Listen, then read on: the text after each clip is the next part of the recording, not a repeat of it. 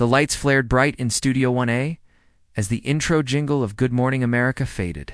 Meryl Streep, poised, elegant in a navy silk blouse, took her seat across from George Stephanopoulos. She had come to promote a new political drama, but tension crackled beneath the surface even before the first question. George, ever composed, began with a smile.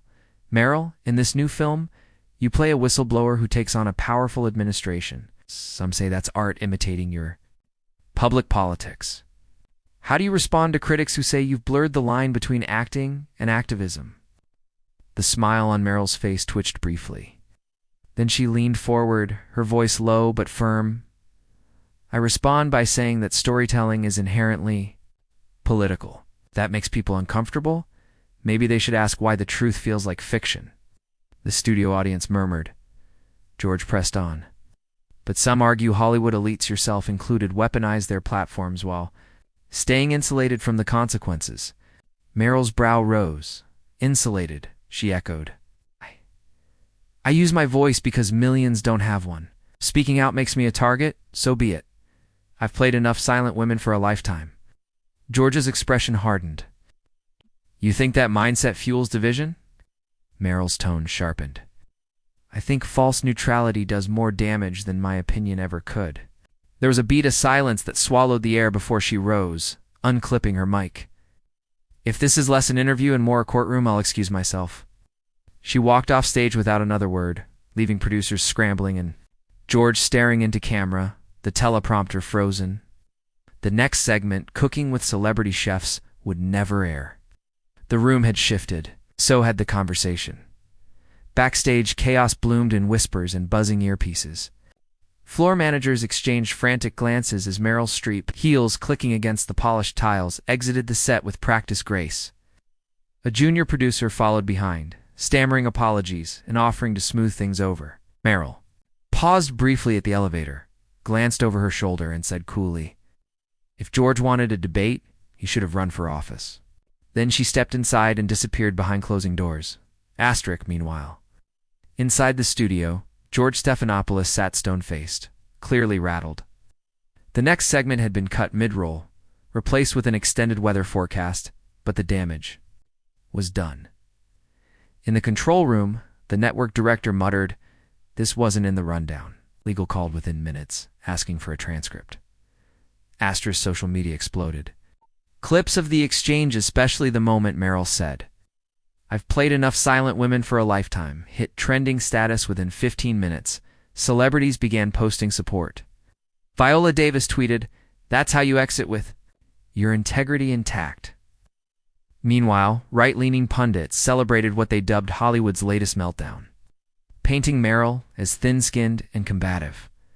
ABC's PR team scrambled, releasing a carefully worded statement. "Today's interview with Ms. Streep did not go as planned. We remain committed to respectful, open dialogue." But the court of public opinion had already convened, and the verdict depended entirely on which corner of the internet you asked. George, off camera now, was seen rubbing his temples, reportedly saying to a colleague, "I wasn't trying to provoke her. I was just doing my job."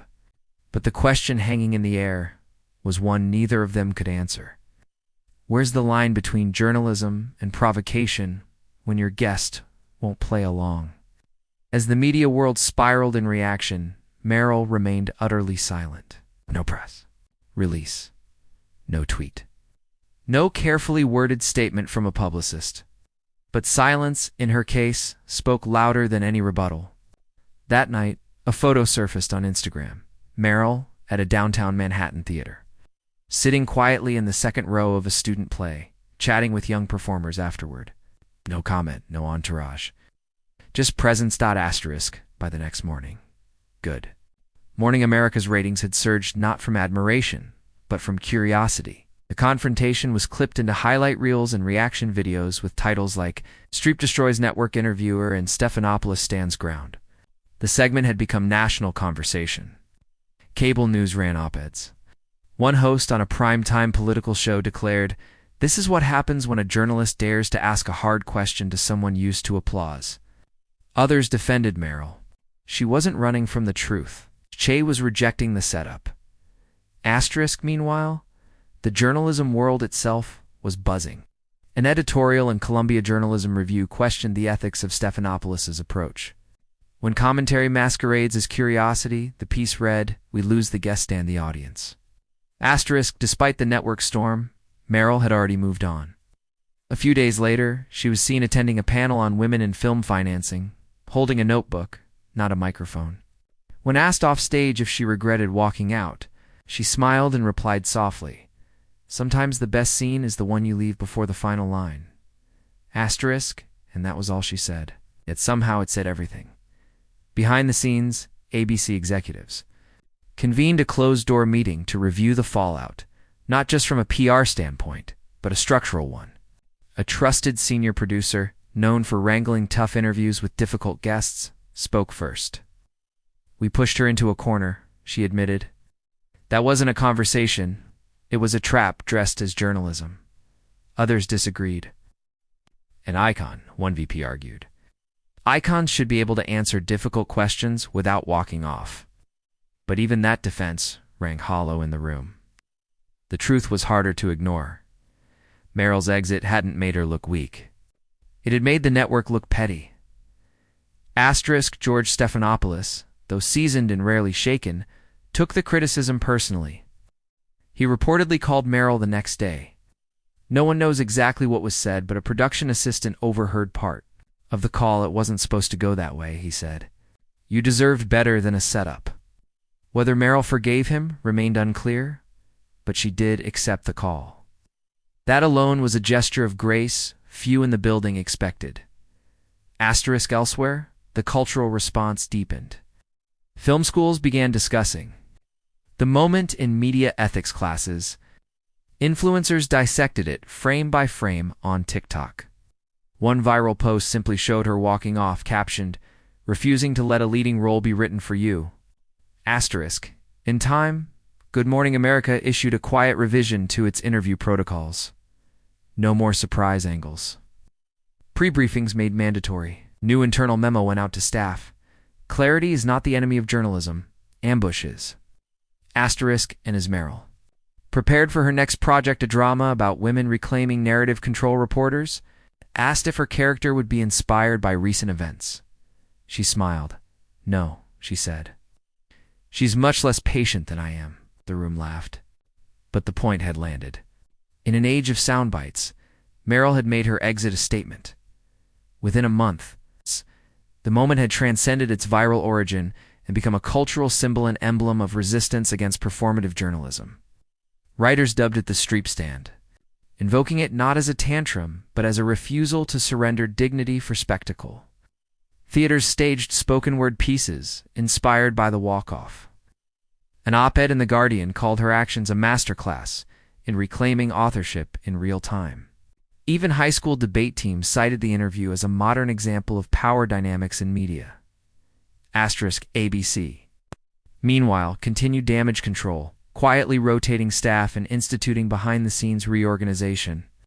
George remained on air but took an unusual 2-week hiatus. His return was somber, notably toned down. Gone were the rapid-fire questions. In their place, a slower, more deliberate tone that many viewers noted and some appreciated. A subtle on-air remark weeks later, "We're learning every day how to do this better," was widely interpreted as a public nod to Meryl. Asterisk, Meryl, of course, moved on as only Meryl could. At a global women's summit in Berlin, she delivered the keynote. The final line brought the audience to its feet in a world desperate for noise. Sometimes the most revolutionary thing you can do is go silent, then choose when and where to speak again. Asterisk, that speech was replayed across international media. It wasn't just a commentary on her Good Morning America walkout. It was a blueprint, a warning, a reminder. Asterisk. And just like that, the narrative no longer belonged to the morning show or the host or the viral hashtags. It belonged to her, quietly, completely, unapologetically. Asterisk, asterisk, asterisk, asterisk.